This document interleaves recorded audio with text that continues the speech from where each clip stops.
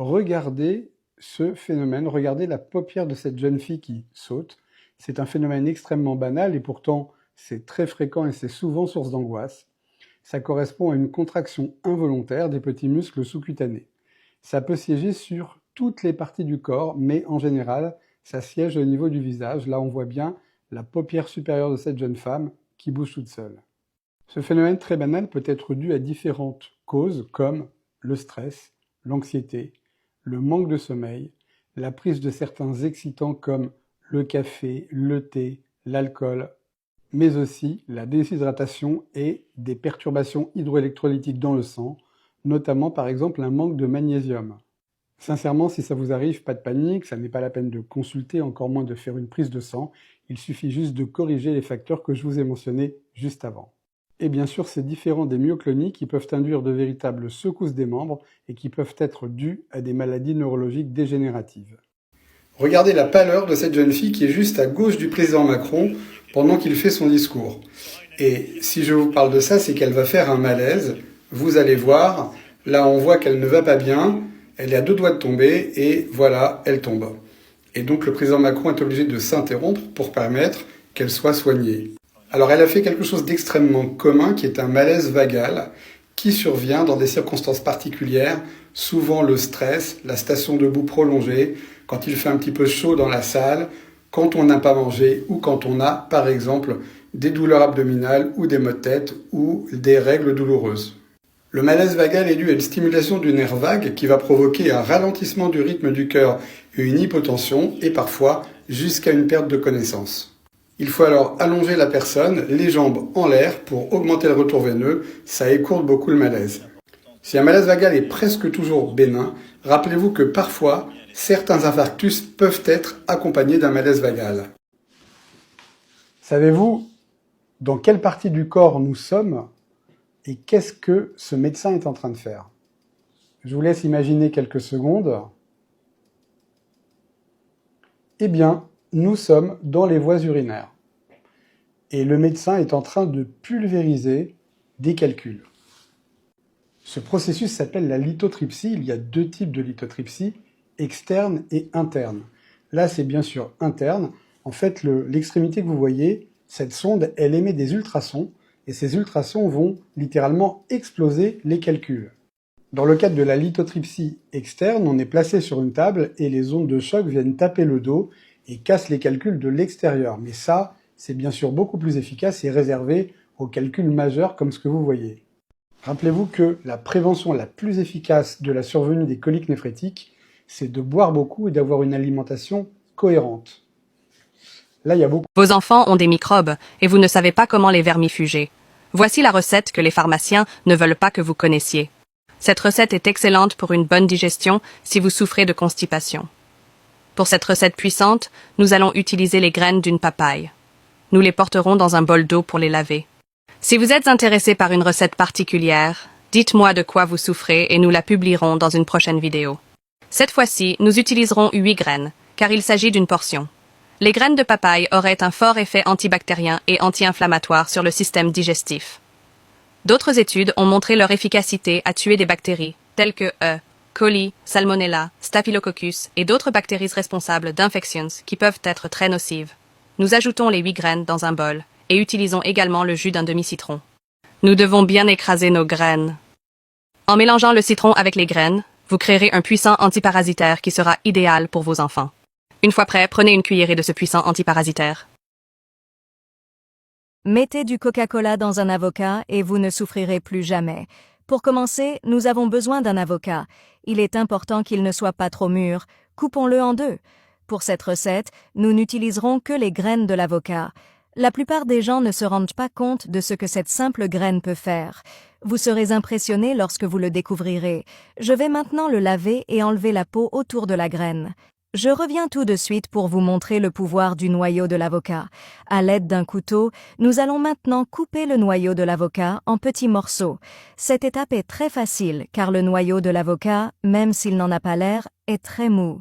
Saviez-vous que près de 80% de la population mondiale les jette? Mais je vais vous expliquer pourquoi les 20% restants ne les jettent pas. Après la découpe, il est normal que le noyau de l'avocat change de couleur. Nous avons également besoin d'un flacon pulvérisateur et nous allons tout mettre ici pendant que nous ajoutons l'avocat. Faites-moi savoir ce que vous en pensez. Si tu es en préconception et que tu galères encore à repérer ton ovulation, aujourd'hui je vais t'expliquer comment la repérer avec précision. Nous allons donc faire un tour d'horizon de tous les outils et de toutes les méthodes qui sont à ta disposition pour le faire. On va voir celles qui sont fiables, celles qui sont complètement bullshit et à quelle fin les utiliser. Et pour celles qui ne me connaissent pas encore, moi c'est Meg, je suis naturo spécialisée en préconception, donc si vous voulez des conseils pour faire plein de bébés, vous savez où cliquer. Alors, on va commencer par l'une des choses les plus connues, les applications de prédiction du cycle, qui se basent uniquement sur la, je rigole déjà parce que je sais ce que je vais dire, mais qui se basent uniquement sur la méthode du calendrier. Donc si jamais c'est votre cas, que vous utilisez ça, s'il vous plaît, désinstallez cette merde de votre téléphone. Voilà, ça c'est fait. Non mais sachez plus sérieusement que sa fiabilité est très faible et peut vous mettre énormément de bâtons dans les roues. En fait, le problème, c'est que votre ovulation ne se prédit pas. Et cette application va se baser sur un algorithme qui, tous les mois, va repartir sur la même chose et faire le schéma classique à peu près de J1, vous avez vos règles, J14, vous ovulez, J28, fin du cycle, basta, fini. Alors que pour la plupart des femmes, ce n'est absolument pas comme ça que ça se passe. Si vous avez par exemple un cycle de 30 jours, vous pouvez ovuler à J20, comme vous pouvez ovuler à J15, comme à J25, mais ça l'application ne le sera jamais. Donc rien que ça, les infos que l'appli va vous donner seront totalement à côté de la plaque. Et vous, vous ne le serez absolument pas, étant donné que vous vous fiez uniquement à ça. À la limite, tu peux utiliser ce genre d'application pour noter le début et la fin de ton cycle pour avoir un petit peu une notion de quelle durée ils ont eu et voilà comment ça s'est déroulé au fur et à mesure de l'année. Mais je veux dire, c'est tout, ça s'arrête là quoi. Ensuite, vous avez les tests d'ovulation qui, eux, sont beaucoup plus fiables que les applications de prédiction de l'ovulation. Mais attention, ils atteignent rapidement leurs limites parce qu'ils ont beaucoup de contre-indications, notamment si vous venez d'arrêter votre contraception hormonale, si vous souffrez d'hypothyroïdie ou de SOPK par exemple, parce que votre statut hormonal va faire que les résultats peuvent être faussés. De plus, faites attention parce qu'un test d'ovulation ne va jamais confirmer le fait que vous avez ovulé. Si votre test d'ovulation est positif, ça veut dire que normalement, vous allez ovuler dans les 24 à 36 heures. Mais ça ne prouve en aucun cas que ça va effectivement arriver. Donc les tests d'ovulation sont intéressants à utiliser en amont pour connaître plus ou moins le début de notre période de fertilité, tout comme la glaire cervicale d'ailleurs qui est un autre moyen de repérer son ovulation.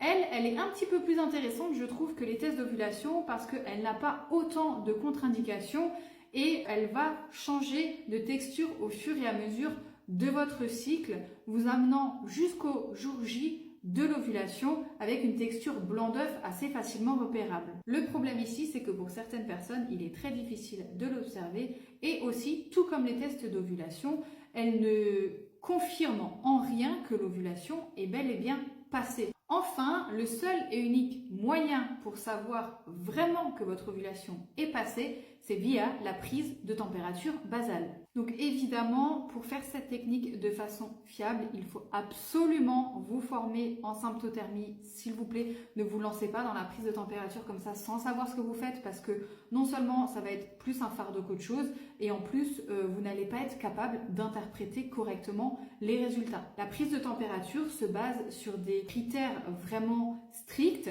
Il ne suffit pas d'avoir juste une montée ou je ne sais quoi pour dire bon bah ok j'ai ovulé. C'est beaucoup plus poussé que ça. Mais bref, du coup le hic en fait avec cette technique c'est que quand l'ovulation est confirmée via la prise de température, c'est que l'ovulation est déjà passée. Donc d'un côté c'est bien parce que ça nous permet de confirmer qu'elle a bien eu lieu. Donc en préconception c'est quand même important parce que des fois on peut avoir des cycles sans ovulation. Donc le fait de savoir qu'elle est passée, ok, c'est cool.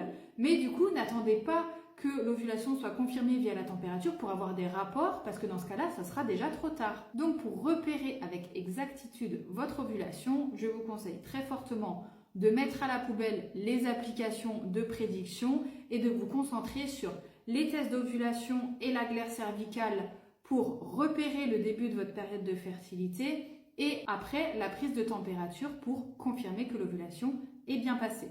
C'est mon meilleur conseil pour les femmes qui veulent tomber enceintes. Arrêtez d'être spectatrice de la situation. Car oui, votre mode de vie a un énorme impact sur votre santé et donc sur votre fertilité. J'aime dire souvent d'ailleurs que la préconception n'est pas une période d'attente, mais une période de mise en place. Donc n'attendez pas que ça tombe du ciel et reprenez le pouvoir sur votre projet bébé parce qu'une grossesse, ça se prépare autant physiquement que psychologiquement. Pornographie. Bonne ou mauvaise chose? Est-il bien de regarder les films X ou pas du tout? Quels sont les bienfaits, les méfaits, quels sont les dangers? Est-ce que c'est une abomination?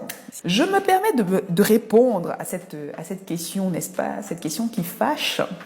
Je vois déjà les gens d'ici qui vont me lancer les cailloux, mais c'est pas grave, j'assume, j'ai l'habitude, vous me connaissez déjà. Donc, en premier lieu, nous allons voir les bienfaits de la pornographie. Oui, ne soyez pas choqués, parce que vous allez faire là comme si vous ne regardez pas les films pornographiques, alors qu'en vrai, on sait, nous savons que vous regardez.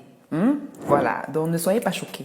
Dans un deuxième temps, nous allons aborder les méfaits des films pornographiques. Alors, premièrement, quels sont les bienfaits de la pornographie? Alors, premier point, la pornographie peut provoquer de l'excitation.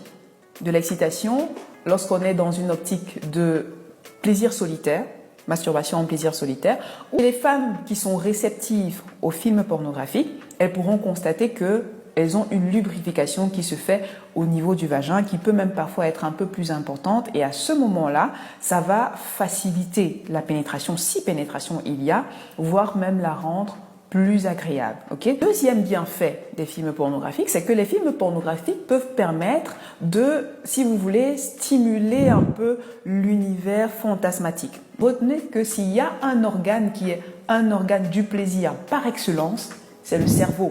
Donc quand vous êtes en rapport sexuel et que vous vous repassez dans votre tête des sortes de fantasmes érotiques, ça décuple le plaisir. Donc oui, les films pornographiques peuvent, dans une certaine mesure, dans certains cas, procurer une inspiration pour votre univers un peu fantasmatique. Le troisième bienfait des films pornographiques, c'est que les films pornographiques peuvent être un élément de complicité supplémentaire et vous procurer des idées pour votre intimité à deux. Et puis, si vous êtes ouvert au fait de regarder les films pornographiques ensemble, bien évidemment, comme je l'ai dit précédemment, ça peut être un outil de complicité entre vous deux. Vous serez même surpris de vous voir vous moquer des acteurs des films pornographiques en mode « mais celui-là c'est un faiblard » ou bien vous dire un truc « mais celle-là elle fait quoi comme ça, elle bouge quoi comme ça ?» Mais oui, pourquoi pas, c'est un film comme un autre, on va dire. Donc, ma foi, il faut bien rigoler un tout petit peu et ça fait du bien de rigoler à deux. Voilà. J'éjacule trop vite. Comment faire pour retarder mon éjaculation et durer plus longtemps au lit? On va parler d'éjaculation précoce, vous l'aurez compris.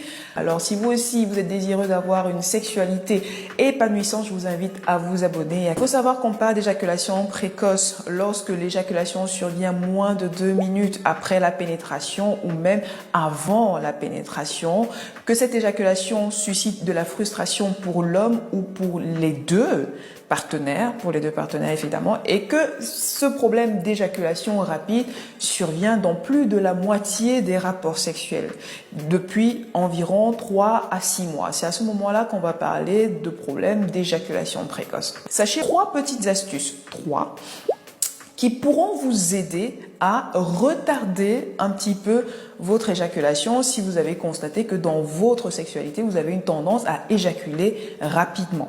Astuce numéro 1, donnez-vous à une activité physique. C'est très important. Première chose. La deuxième chose que je vais vous conseiller, ce sera de rapprocher vos rapports sexuels. Alors, je m'explique.